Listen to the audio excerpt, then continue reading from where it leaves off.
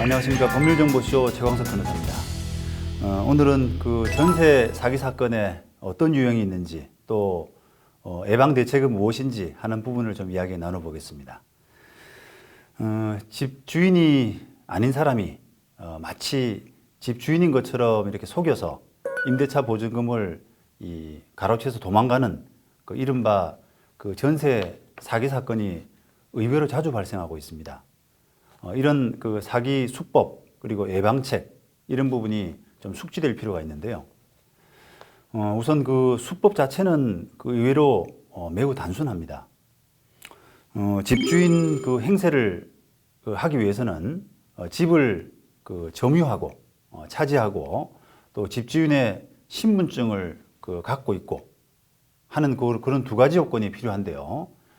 이를 위해서 거의 대부분 사기는 보증금이 얼마 되지 않는 그 월세 계약으로 그 집에 들어가서 사는 것처럼 이렇게 시작을 하게 됩니다. 자, 예를 들어 보자면 이 갑이라고 하는 이 사기범이 범행 대상 아파트, 주택을 물색을 한 다음에 이 중개업소를 통해서 월세 계약을 일단 체결을 합니다. 이 과정에서 이 건물주의 인적사항과 주민등록 사본 이런 부분들이 필요한 정보들이 좀 입수를 하게 되겠죠. 그리고 또 합법적으로 이런 월세 계약을 통해서 그 아파트에 거주도 할 수 있습니다. 자, 그 다음에는 자기가 마치 집주인인 것처럼 행세하면서 월세가 아닌 전세로 다른 세입자를 구하게 됩니다. 물론 그 자기가 월세를 구했던 그 중개업소와 다른 중개업소를 통해서 구하게 되겠죠. 이 과정에서 종전에 파악한 그 건물주의 주민등록증이 위조가 이루어집니다. 주민등록증에 의존해서 이런 건물주 인적사항을 파악하는 지금 현재 이런 거래 관행이 있는데 이런 거래 관행으로는 이런 부분이 사기라고 하는 부분을 확인하기가 굉장히 곤란합니다. 그래서 이런 관행 때문에 이런 그 전세 사기가 굉장히 많이 발생하고 있습니다. 여기에다가 공인중개사가 이 조직적으로 만약에 가담을 하게 되면 피해 규모가 훨씬 커지고 또 사기라는 사실을 알아내기도 쉽지가 않습니다. 자, 조금 다른 유형이긴 하지만 건물주로부터 그 건물 관리를 위임받은 중개업소의 범행도 있습니다. 정상적인 그 건물주로부터 실제 임대를 위임받았습니다. 아까와는 좀 다르죠. 그래서 이런 그 정상적인 그 건물주한테 임대를 받았는데 건물주는 아무래도 이제 월세를 받기를 선호하기 때문에 이런 부분을 이용해서 실제 세입자한테는 전세로 목돈으로 이렇게 임대차 계약을 하고도 건물주한테는 월세로 계약 체결한 것처럼 거짓 보고를 하는 그런 방법입니다. 그렇다면 이게 이제 보증금 차익이 발생하게 되는데 그 보증금 차익을 횡령하는 그런 수법을 쓰게 됩니다. 이 과정에서는 건물주 보고용으로 이 가짜 전세 계약서가 만들어지게 됩니다. 자, 심지어는 이 건물주 확인을 세입자가 간혹 그 건물주 확인을 좀 하자, 건물주를 만나보고 싶다 이런 요청을 할 때 건물주 확인을 대비해서 임차인 연락처까지 허위로 이렇게 기재하고 또 가짜 건물주까지 대동하는 그런 치밀한 수법도 사용되기도 합니다. 그 때문에 건물을 방문해서 실제 건물주가 확인해 보기까지는 과연 이게 실제로 월세 세입자가 들어가 있는지 또는 전세 세입자가 들어가 있는지 이런 사기 범행을 인지하는 것도 사실 쉽지 않습니다. 결국 이런 그 범행의 공통점이라고 한다면 건물주 본인의 의사를 직접 확인하려는 그런 노력이 부족한 우리 그 부동산 거래 문화 이런 부분을 이 사기 범행들이 사기범들이 파고들고 있다라고 하는 그런 점입니다. 본인과 계약하는 계약일 경우에는 반드시 본인 확인을 위해서 그 사람이 본인이 맞느냐라는 부분을 확인을 하기 위해서 신분증 이외에 나머지 부분을 더 확인을 해야 되는데도 신분증에 너무 의존을 하고 있습니다. 또 반대로 그 본인이 아니라 대리인이 나오는 이런 계약일 경우에는 그 형식상의 위임장이 있느냐 없느냐 이런 부분에 너무 의존하는 경향이 있습니다. 결국은 실제로 대리권이 있느냐 하는 부분을 정확하게 확인하지 않는다는 것이죠. 우리가 최근 들어서 정보통신 기술이 매우 발달해 있기 때문에 사실은 어디에 있든지 전화는 물론이고 또 화상통화 이런 정도는 사실상 충분히 가능할 수 있는 환경에 있습니다. 따라서 마음먹기에 따라서는 어렵지 않게 이런 본인 확인의 실천이 충분히 가능할 수 있습니다. 그런 부분에서 보다 적극적인 마음가짐이 필요할 것 같습니다.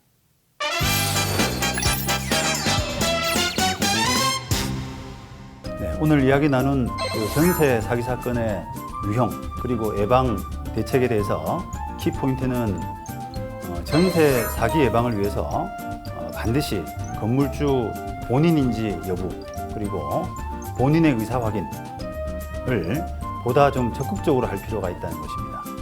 본인 확인을 위해서 통용되는 신분증 위조 이런 부분이 너무 간단하고 쉽게 이루어진다는 그런 점 그리고 거래 중개업소의 확인도 사실은 좀 소홀하고 심지어는 이런 중개업소까지도 이런 범행에 가담하고 있는 점 이런 부분들이 현실이다라고 하는 부분을 고려해서 좀 더 적극적인 확인이 필요합니다.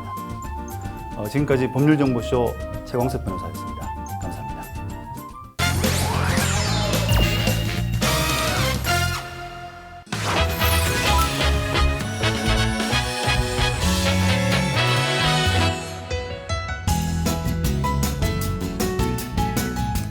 안녕하세요. 법률정보쇼 신유진 변호사입니다. 요즘 상간자에 대한 위자료 청구 소송이 매우 많이 있습니다. 형법상 간통죄는 폐지되어 더 이상 처벌을 할 수 없지만 민법상 불법행위는 인정되기 때문에 위자료 청구 소송이 유일한 방법이기 때문입니다. 오늘은 별거 상태의 배우자와 바람을 핀 경우에도 그 상간자에게 위자료 청구를 할 수 있는지에 대한 대법원의 판결을 소개해드리도록 하겠습니다. 기본적으로 상간자 위자료 청구 소송에 대한 대법원의 판단은 이렇습니다. 제3자가 타인의 부부 공동생활에 개입하여 부부 공동생활의 파탄을 초래하는 등 혼인의 본질에 해당하는 부부 공동생활을 방해하여서는 아니 된다. 제3자가 부부의 일방과 부정행위를 함으로써 혼인의 본질에 해당하는 부부 공동생활을 침해하거나 유지를 방해하고 그에 대한 배우자로서의 권리를 침해하여 배우자에게 정신적 고통을 가하는 행위는 원칙적으로 불법행위를 구성한다. 그렇다면 부부가 서로 별거를 하고 있었고 그런 상태에서 배우자와 바람을 핀 상대방에게 손해배상 청구를 할 수 있을까요? 이에 대해서 대법원은 다음과 같이 판단하였습니다. 부부가 아직 이혼하지 아니하였지만 실질적으로 부부 공동생활이 파탄되어 회복할 수 없을 정도의 상태에 이르렀다면 제3자가 부부의 일방과 성적인 행위를 하더라도 이를 두고 부부 공동생활을 침해하거나 유지를 방해하는 행위라고 할 수 없고 또한 그로 인하여 배우자의 부부 공동생활에 관한 권리가 침해되는 손해가 생긴다고 할 수도 없으므로 불법행위가 성립된다고 보기 어렵다. 그리고 이러한 법률관계는 재판상 이혼 청구가 계속 중에 있다거나 재판상 이혼이 청구되지 않는 상태라 하여도 달리 볼 것은 아니다. 즉, 이미 혼인 파탄 상태에 있었다면 법원에서 이혼 판결이 확정되지 않았다고 하더라도 배우자의 바람으로 인하여 혼인 파탄이 된 것이 아니라면 불법행위가 안 된다. 위자료 청구를 할 수 없다는 것입니다. 이 사건의 사실관계를 살펴보도록 하겠습니다. 지금으로부터 26년 전인 1992년에 감남과 을려는 혼인신고를 마치고 법률상 부부로서 혼인생활을 시작하였습니다. 그러나 신혼의 단꿈은 금방 깨지고 말았고 자녀를 양육하는 문제, 경제적인 문제, 성격 차이 등으로 계속적인 가정 불화를 겪었습니다.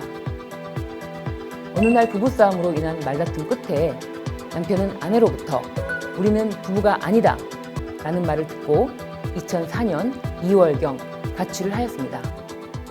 이때부터 감남과 을려의 부부관계는 별거가 시작되었고 아내 또한 남편을 설득하려 그런 별다른 노력이 없이 남편을 비난하면서 지내왔던 것입니다.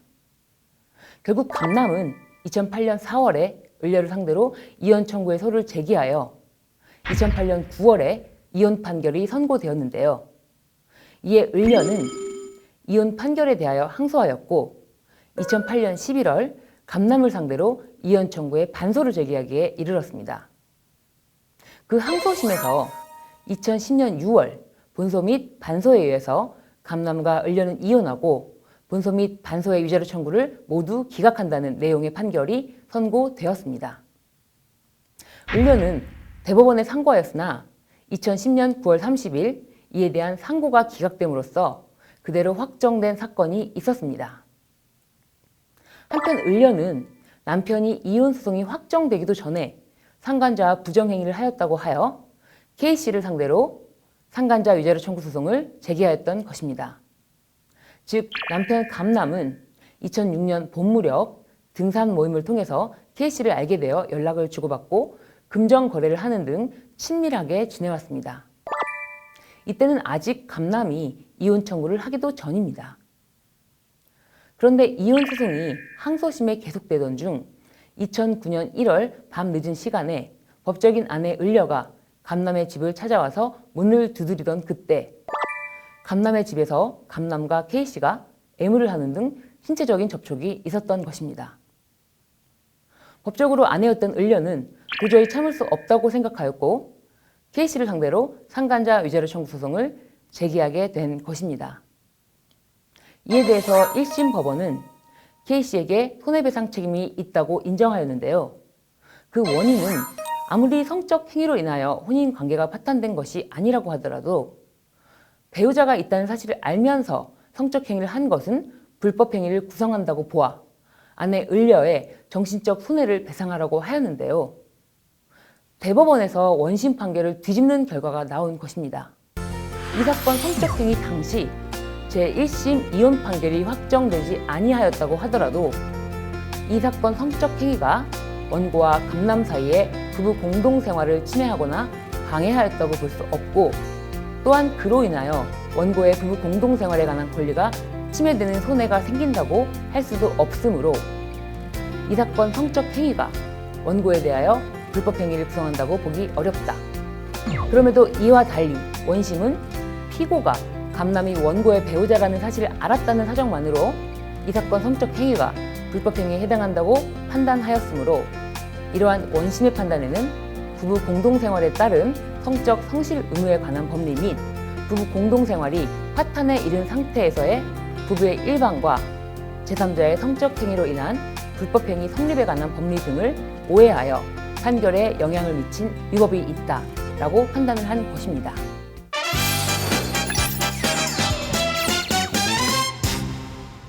이번 주제 상간자 위자료 청구 소송에 관한 키포인트는 타인의 부부 공동생활에 개입하여 부부 공동생활의 파탄을 초래하는 등 혼인의 본질에 해당하는 부부 공동생활을 방해하게 되면 배우자 일방으로부터 상간 행위에 대한 위자료를 배상하여야만 합니다. 그러나 부부가 장기간 별거하는 등의 사유로 실질적으로 부부 공동생활이 파탄이 되어 실체가 더 이상 존재하지 아니하고 객관적으로 회복할 수 없는 정도에 이른 경우에는 재판상 이혼이 확정되지 않았다고 하더라도 부부 일방과 상간자의 성적 행위에 대하여 부부 중 다른 일방이 상간자에 대하여 정신적 손해배상을 청구할 수 없다는 것입니다. 지금까지 법률정보쇼 신유진 변호사였습니다. 감사합니다.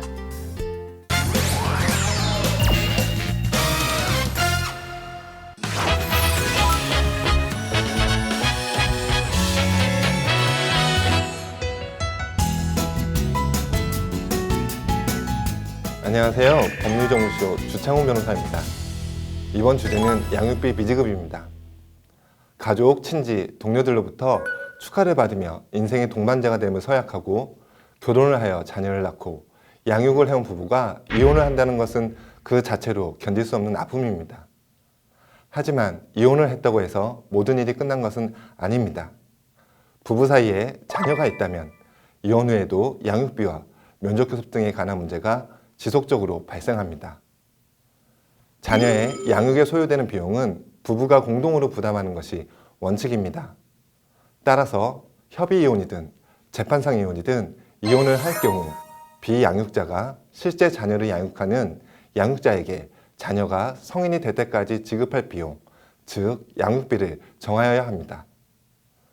최근 인터넷에 이혼 후 양육비를 주지 않는 남성의 사진과 개인정보가 공개되면서 양육비 주지 않는 나쁜 아빠들에 관한 언론 보도가 부쩍 늘었는데요. 이혼 후 양육비를 지급하지 않는 경우가 그만큼 많다는 반증일 것입니다. 만일 상대방이 양육비 지급을 고의로 거절하고 있다면 어떻게 해야 할까요?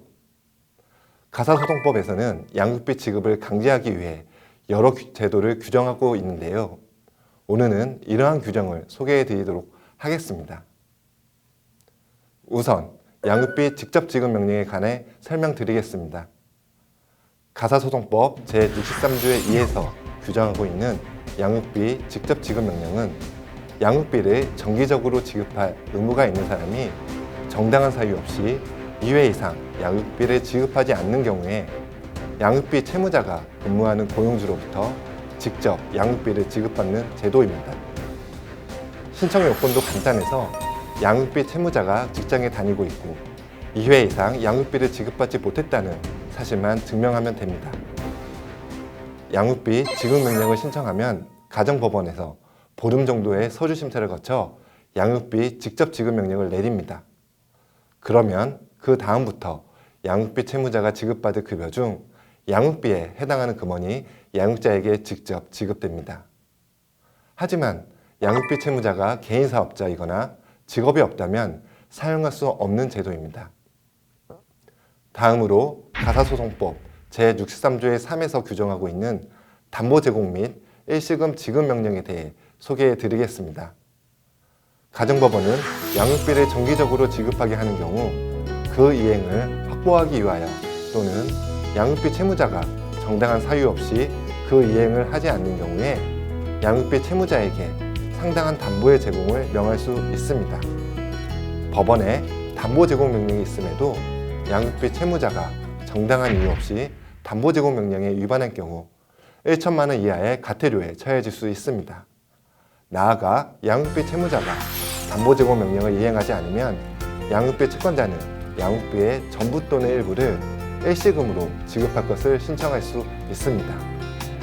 그리고 양육비의 일시금 지급 명령을 받은 자가 30일 이내에 정당한 사유 없이 그 의무를 이행하지 않는 경우 가정법원은 30일의 범위 내에서 양육비 채무자를 감치에 처할 수 있습니다. 즉, 양육비를 지급하지 않으면 흔히 말하는 구속까지 될 수 있는 것입니다. 정리하자면 우선 담보 제공 명령이 있어야 하고 양육비 채무자가 담보를 제공하지 않을 경우 일시금 지급 청구가 가능합니다. 그리고 일시금 지급 명령이 있음에도 양육비를 지급하지 않으면 감치까지 될 수 있습니다. 마지막으로 가사소송법 제64조에서 규정하고 있는 이행명령에 대해 말씀드리겠습니다. 이행명령이란 가정법원의 판결 또는 양육비 부담조서에 따라 양육비를 지급할 의무가 있는 자가 정당한 이유 없이 그 의무를 이행하지 않는 경우 가정법원이 일정한 기간 내에 그 의무를 이행할 것을 명하는 것을 말합니다. 이처럼 이행명령이 있음에도 양육비를 지급하지 않으면 어떻게 될까요? 법원은 1,000만 원 이하의 과태료를 부과할 수 있습니다. 또한 이행명령이 있음에도 정당한 이유 없이 양육비를 3기 이상 지급하지 않으면 가정법원은 30일 이내의 범위에서 양육비를 지급할 때까지 의무자를 감치에 처할 수 있습니다. 즉, 구속을 시키는 것입니다. 한편 양육비 미지급으로 인한 문제가 대두되면서 2015년부터 양육비 이행 확보 및 지원에 관한 법률이 시행되었습니다. 이 법률에 따라 양육비 채무자가 양육비 채무를 이행하지 않아서 자녀의 복리가 위태롭게 되었거나 위태롭게 될 우려가 있는 경우에는 한시적 양육비 긴급 지원을 신청할 수 있고 최대 9개월까지 국가로부터 긴급 지원을 받을 수 있습니다. 또한 여성가족부 산하기관으로 양육비 이행관리원이 설립되어 운영되고 있는데요. 이곳에서는 양육비 이행 지원 서비스를 진행하고 있습니다. 구체적으로 양육자의 신청을 받아 비양육자로부터 양육비를 지급받을 수 있도록 당사자 간 협의를 주선하고 협의가 안 될 경우 소송까지 지원하는 서비스입니다. 따라서 현재 양육비를 지급받지 못하고 있다면 양육비 이행관리원에 연락부터 하는 것이 문제 해결의 시작이 될 것입니다.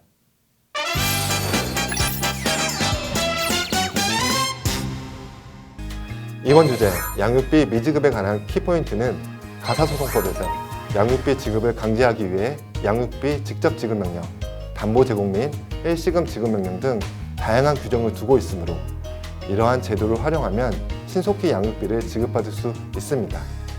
아울러 국가는 여성가족부 산하기관인 양육비 이행관리원을 통해 전문적인 지원을 하고 있으므로 양육비로 고민하고 계시다면 지체 없이 양육비 이행관리원에 연락을 하여 상담을 받아보실 것을 권해드립니다. 지금까지 법률정보쇼 주창훈 변호사였습니다. 감사합니다.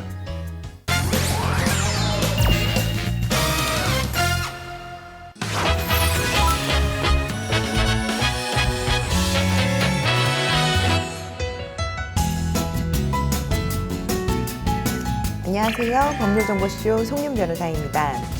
이번 시간은 가맹점주가 알아두면 좋은 것들을 정리해봤는데요.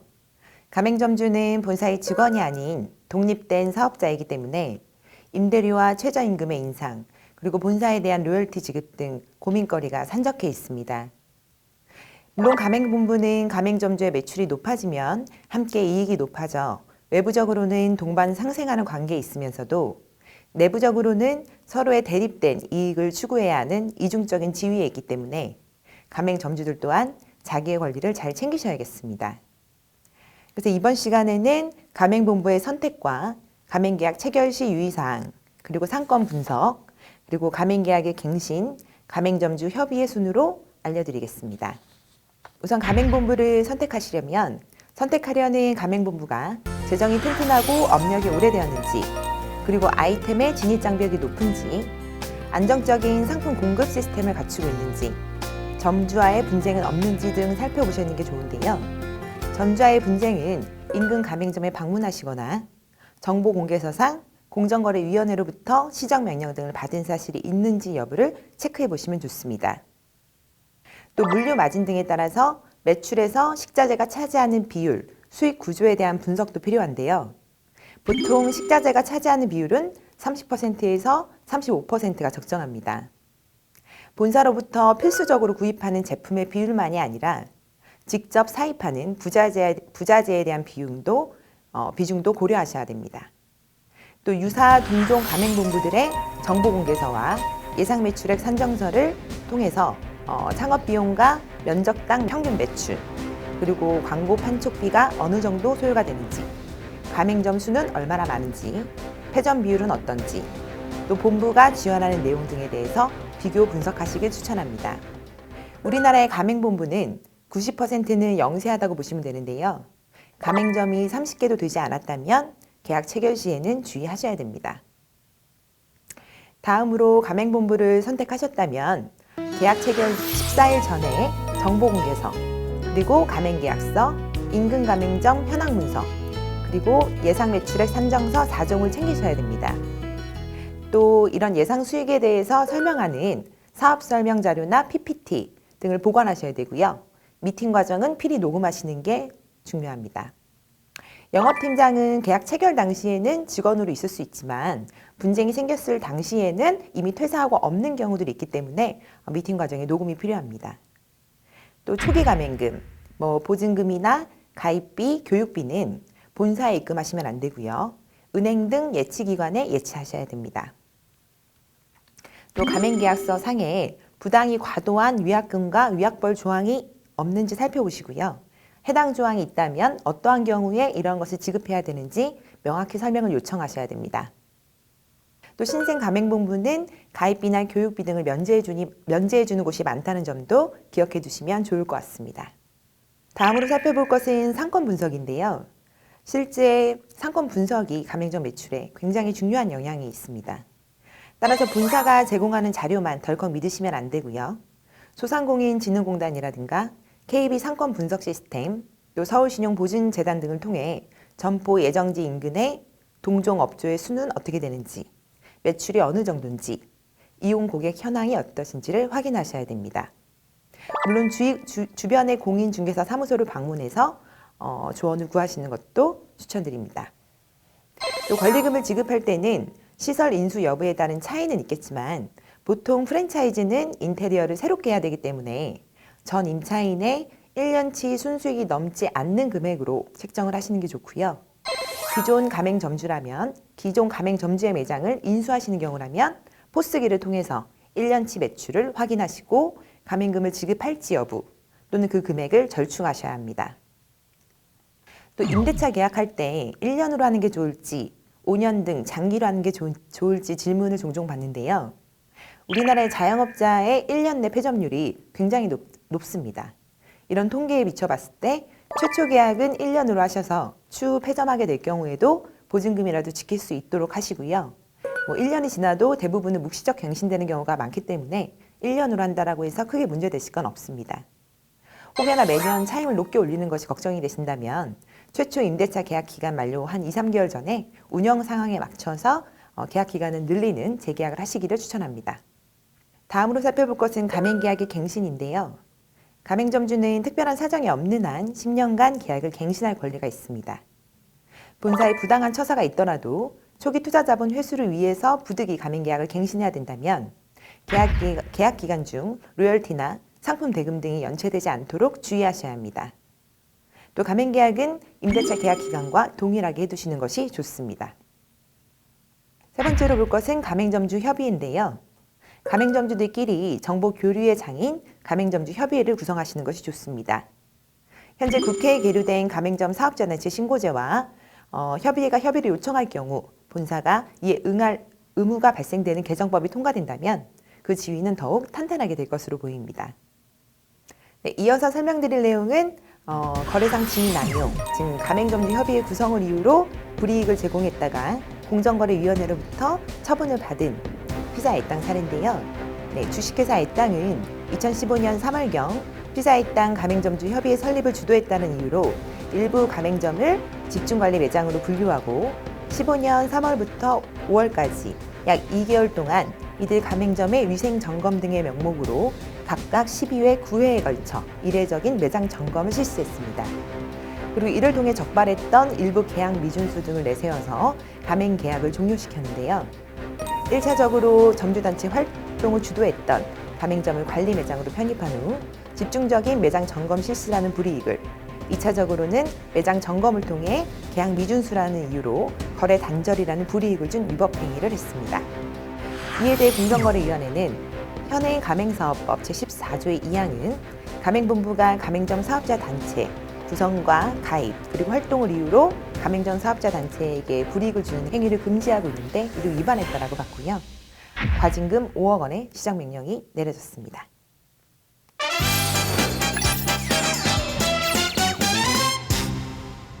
이번 주제인 가맹점주가 알아두면 좋은 것에 대한 키포인트는요. 유사 동종 가맹본부들의 정보공개서와 예상 매출액 산정서를 비교 분석하셔서 가맹본부를 선택하고 조건을 협상하시도록 하는 거, 그리고 상권 분석은 본사가 제공하는 자료만 믿을 게 아니라 소상공인진흥공단이라든가 KB 상권 시스템, 또 주변 공인중개사 사무소 방문을 통해서 권리금과 임대차 계약 조건의 적정성을 분석하시면 좋다는 겁니다. 네, 꼭 좋은 본부와 임대인을 만나서 부자 되시기를 바라겠습니다. 지금까지 법률정보쇼 송윤 변호사였습니다. 감사합니다.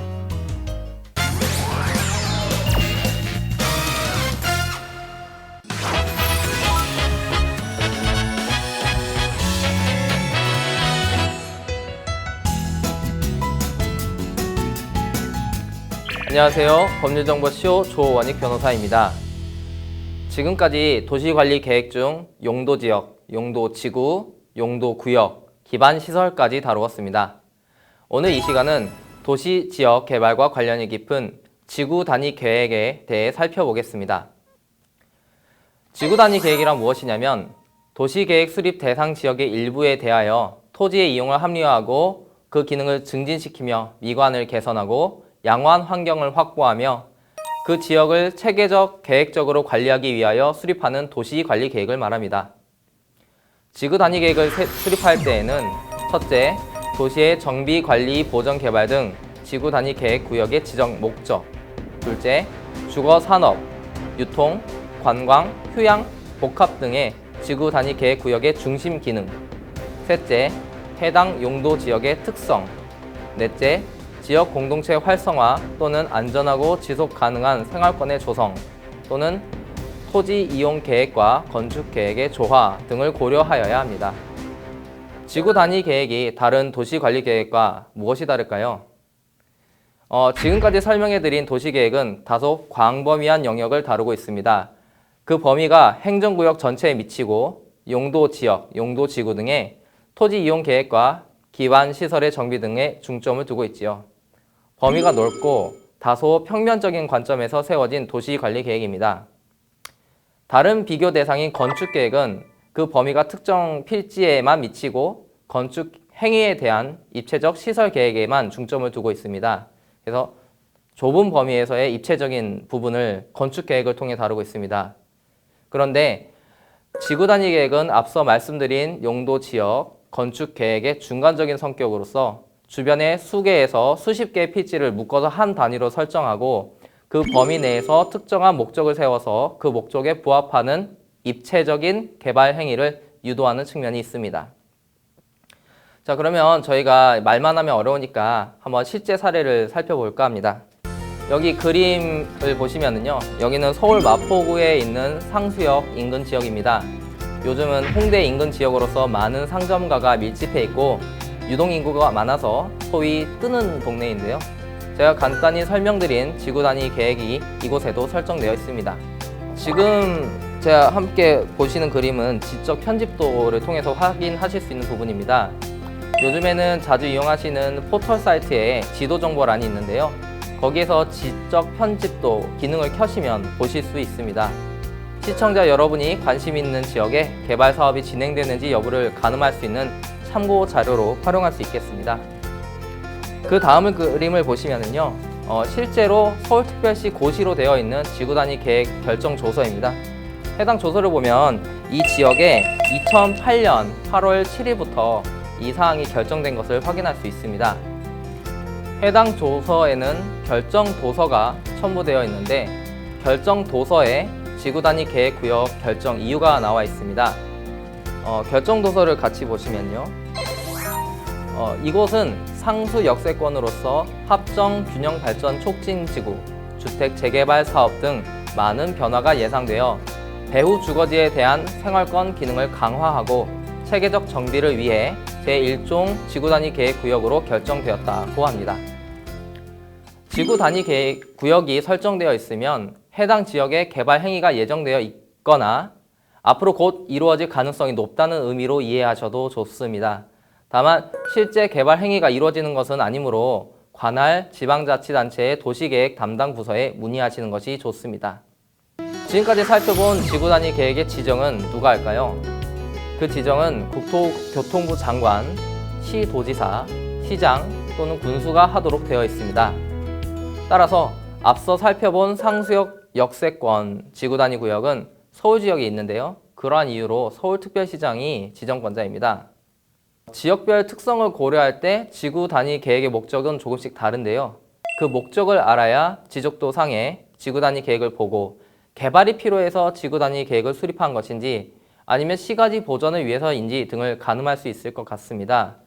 그리고 이러한 기본 지식을 통해서 관할하는 시군구에 보통 도시계획과에서 이러한 것을 담당하는데요. 해당 시군구에 이러한 것을 물어보셔서 해당 지구 단위 계획의 목적이 무엇인지 문의하시면 좀 더 빨리 정보를 얻으실 수 있습니다.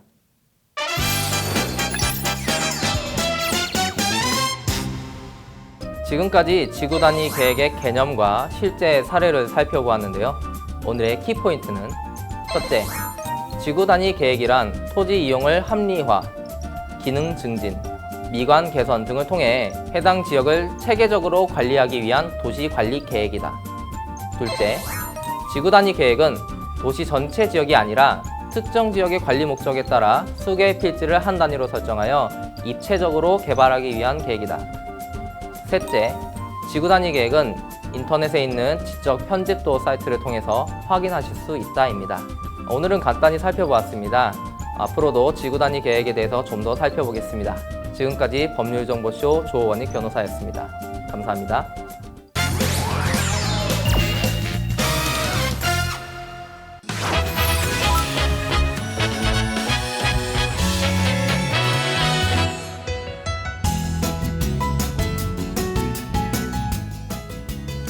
안녕하십니까. 법률정보쇼 오성환 변호사입니다. 이번 시간에는 선도업체가 스타트업에게 특허 침해 소송을 하는 이유라는 주제로 말씀드리려고 합니다. 이전부터 알고 있던 스타트업 대표가 선도업체로부터 특허 침해 소송을 당했다고 하여 이에 대한 대책회의를 하게 되었습니다. 이 스타트업은 작은 의료용품을 제조하는 회사로 작년 말에 설립이 되었고 기존 제품들과는 전혀 다른 획기적인 방법을 도입해서 새로운 제품을 출시하였고 출시되자 선풍적인 인기를 끌었습니다. 기존 업체들과는 전혀 새로운 방식으로 제조를 하였기 때문에 제품의 품질 또한 아주 우수하였습니다. 현재 이 의료용품은 국내에 몇 개 회사만이 제조하고 있는데요. 원래 이 의료용품은 A라는 업체가 제조를 하고 있었습니다. 그 후 B라는 업체가 생겨나서 시장을 양분했고 A업체와 B업체의 경쟁을 아주 치열했습니다. 후발주자였던 B업체는 우세를 점하고자 A업체한테 특허 침해 소송을 제기해서 2년간 소송이 이루어졌고 최종적으로 B업체가 승소를 하여 후발주자였던 B업체가 좀 더 많은 시장을 점유할 수 있었습니다. 그러던 중 획기적인 제조 방식을 가진 스타트업이 설립되자 B업체는 이 스타트업을 조기에 시장에서 퇴출하고자 이 스타트업의 일거수일투족을 조사를 해서 이 스타트업이 조금이라도 어떤 행정적인 실수를 보이면 관공서 등에 바로 신고를 하는 등 아주 괴롭히기 시작했습니다. 나아가 이 B업체는 특허 침해 소송을 통해 A업체를 앞지른 경험이 있었기 때문에 이번에도 마찬가지로 이 스타트업에 대해서 특허 침해 소송을 제기해서 초기에 시장을 진입하는 것을 차단하려고 했습니다. 근데 이 B업체가 특허 소송을 제기한 이유는 특허 소송을 통해 스타트업의 제조를 금지하는 것 이외에 이 특허 침해 소송을 통해서 이 스타트업의 획기적인 제조 방법, 즉 영업비밀을 알아내기 위한 목적도 있었습니다. 보통 스타트업들이 아주 좋은 아이디어나 기술을 가지고 시장에 뛰어들면 선도업체들은 이 스타트업의 진출을 초기에 차단하기 위해서 특허 침해 소송을 제기하고 있습니다. 이번에도 마찬가지 케이스였습니다. 이 특허 침해 소송 내용을 검토해 보니 B업체의 특허와 이 스타트업의 특허 기술은 전혀 다른 것이었기 때문에 비교할 필요도 없었습니다. 그러나 B업체의 속셈을 우리 모두 알고 있었기 때문에 단순히 이 소송에서 이기는 것뿐만이 아니고 아래 두 가지를 지키려고 노력을 했습니다. 첫째, 소송을 하면서 이 스타트업의 영업비밀이 그 B업체에 노출되면 안 된다는 것. 그리고 둘째, 상대방이 우리 제품이 특허 침해품이라고 시장에 소문내는 것을 방지하는 것이었습니다. 시장에 진입하는 스타트업은 특허 소송을 할 때 이 위 두 가지를 반드시 유념해야 합니다. 특허 소송 경험이 부족한 변호사는 소송에서만 이기려고 하다 보면 고객들의 영업비밀이 소송 과정에서 다 노출이 됩니다. 또한 특허 소송을 제기한 측에서는 상대방의 제품이 특허 침해품이다 라고 소문을 미리 내버려서 향후 특허 소송에서 이기더라도 회복할 수 없는 신용상의 피해를 입는 경우가 아주 많습니다. 우리는 이 두 가지를 특허 소송 중에 지키려고 최선을 다했고 결국 이 스타트업을 대리해서 특허 침해 소송에서도 승소를 했고 또한 소송 과정에서 저희 영업비밀이 노출되지 않았으며 판매 업체들에게도 변호사의 의견서가 첨부된 내용 증명을 다 보내서 특허 침해품이 아님을 지속적으로 알려서 좋은 평판을 시장에서 유지할 수 있었습니다.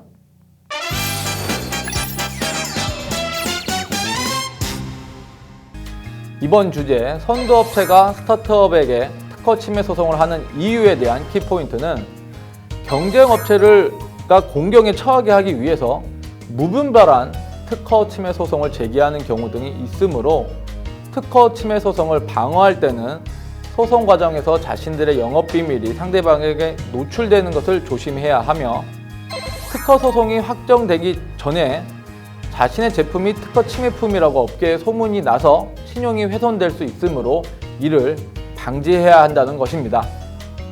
지금까지 법률정보쇼 오성환 변호사였습니다. 감사합니다.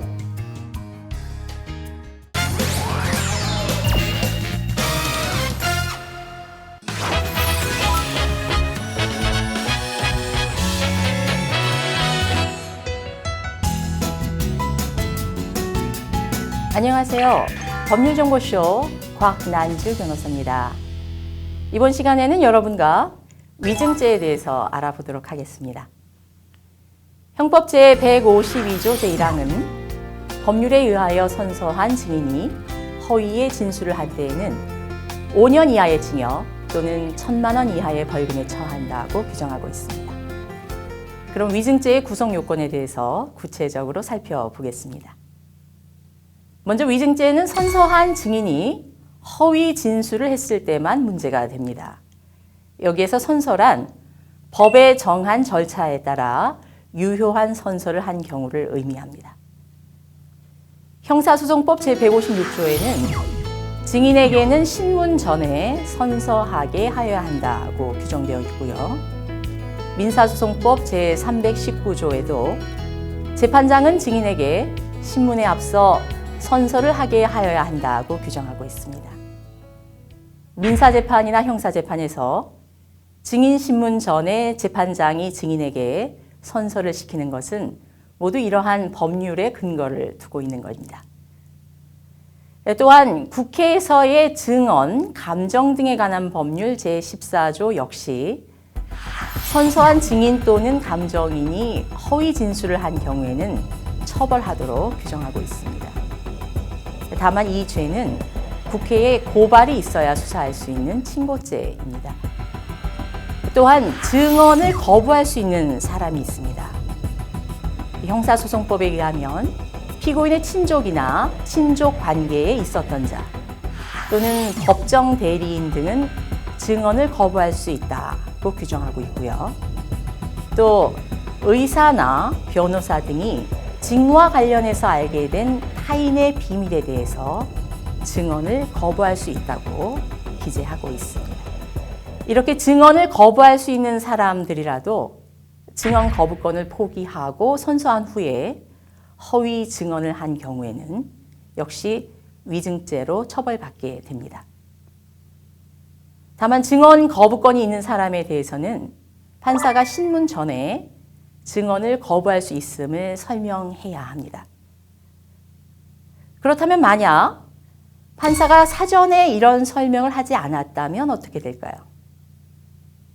판례는 증언자와 피고인의 관계, 또 증언하게 된 경위 등 여러 정황을 종합해 봤을 때 비록 판사가 사전에 증언 거부권에 대해 설명했더라도 증인이 여전히 허위 증언을 했을 것으로 인정된다면 위증죄가 성립한다고 판시하고 있습니다.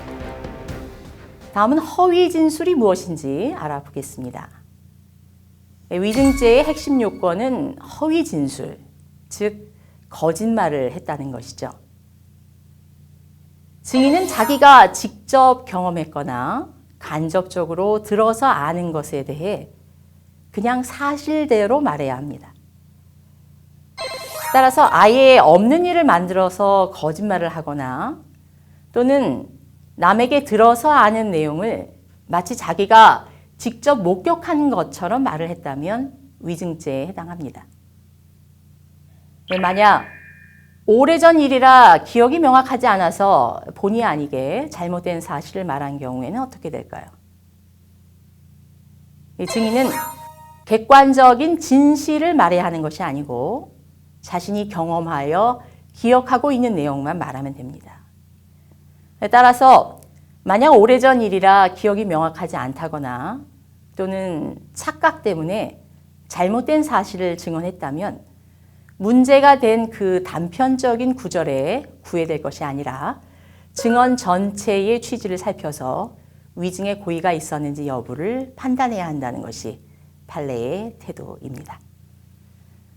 따라서 여러분이 혹시 증언을 할 때 오래전 일이라 기억이 나지 않는다면 기억이 명확하지 않다 또는 그랬던 것 같기도 한데 지금은 잘 모르겠다는 식으로 말을 하는 것이 좋습니다. 다음으로 위증교사죄에 대해 알아보겠습니다. 재판받는 피고인이 법정에서 반드시 자신의 잘못을 모두 인정해야 하는 것은 아니죠. 진짜로 억울해서 부인하는 경우도 있을 수 있고요. 또 처벌을 피할 목적으로 거짓말을 하는 경우도 있을 수 있습니다.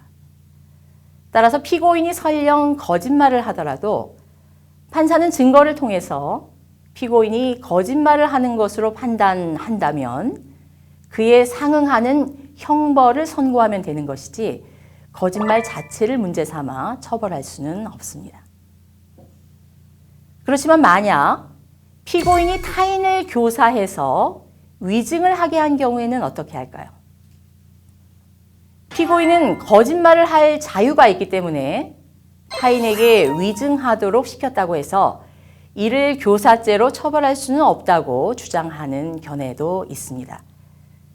그렇지만 판례는 피고인이 자신의 방어권을 남용한 것이기 때문에 이런 경우에는 위증교사의 책임이 있다고 판시하고 있습니다. 위증은 공정한 재판을 방해하는 나쁜 죄입니다. 재판은 누군가의 인생이 걸린 문제일 수 있습니다. 따라서 친한 친구의 부탁 때문에 어쩔 수 없이 위증을 한다거나 또는 상당한 대가를 받기로 하고 위증을 하는 일은 절대 없어야겠죠. 따라서 국가도 위증으로 인해 잘못된 재판이나 징계 처분이 내려지는 것을 방지하기 위해서 위증한 사람이 자기가 위증했던 사건의 재판이나 징계 처분이 확정되기 전에 자백을 하거나 또는 자수를 한 경우에는 형을 감경하거나 면제한다고 형법에 규정하고 있습니다.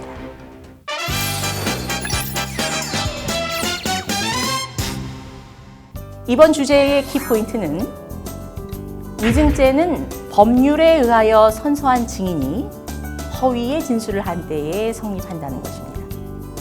따라서 법정에서 선서한 증인이 아니라 수사기관에 참고인으로 출석해서 거짓말을 한 사람은 위증죄의 처벌 대상이 되지 않습니다. 또 증인은 자기가 직접, 간접으로 경험한 것을 그대로 말할 의무가 있을 뿐이지 객관적인 진실을 말해야 하는 것은 아닙니다. 우연히 어떤 일을 목격하게 되어서 검찰의 요청에 의해 증언을 할 수도 있고요. 또는 아는 사람의 부탁으로 그에게 유리한 내용의 증언을 할 수도 있습니다. 어떤 경우이든 증인이 필요하다는 것은 양측의 주장이 일치하지 않는다는 것이기 때문에 증언 내용에 따라 재판의 결과가 한쪽에 유리하게 결정될 수 있습니다. 그렇기 때문에 선의로 증언을 하였다가 상대방 측으로부터 위증죄로 고소당해 고통을 당하거나 또는 고의로 위증을 했다가 처벌받는 경우도 적지 않습니다. 진실 발견을 어렵게 할 수 있는 위증은 반드시 없어져야 할 것입니다. 지금까지 법률정보쇼 박난주 변호사였습니다. 감사합니다.